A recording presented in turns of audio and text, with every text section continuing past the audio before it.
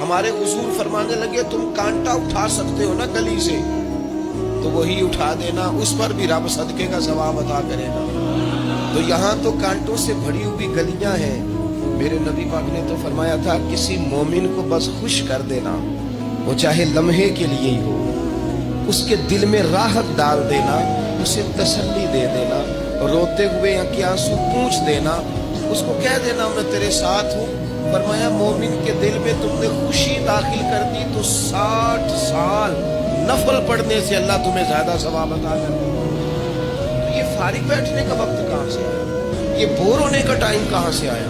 ہم نے اپنے آپ کو بیکار کر دیا، اور رب نے نہیں بیکار پیدا کیا، ہم نے بیکار کر دیا، ہم نے اپنے آپ کو زنگ لگا دیا۔ ملت کا وہ جوان جس کو چاہیے تھا کہ وہ خاندان کے 20 50 60 لوگوں کو لے کر چلتا، کفالت کرتا، نمائندگی کرتا، آگے بڑھ کے کہتا میں ہوں نا، گھبرانا نہ۔